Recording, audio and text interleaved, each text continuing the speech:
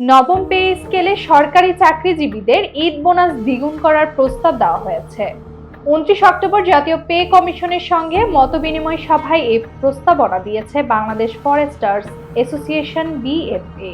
এতে সর্বনিম্ন বেতন 35,000 টাকা এবং সর্বোচ্চ বেতন 1,40,000 টাকা করার প্রস্তাব করা হয়েছে।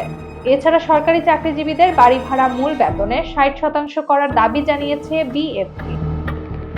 প্রস্তাবনায় শিক্ষা ভাতার ক্ষেত্রে একজন সন্তানের জন্য 2,000 টাকা এবং দুজন সন্তানের জন্য 4,000 টাকা করা, চিকিৎসা ভাতা প্রতি মাসে 5,000 টাকা করা, টিফিনের ভাতা প্রতি মাসে 3,000 টাকা করা, বৈশাখী ভাতা মূল বেতনের সমান প্রদানের জন্য বলা হয়েছে।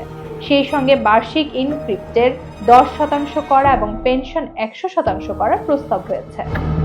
এছাড়া বন অধিদপ্তরের মাঠ পর্যায়ে নিয়োজিত সকল কর্মচারীদের ঝুঁকি ভাতা মূল বেতনের 50% করার দাবি করা হয়েছে।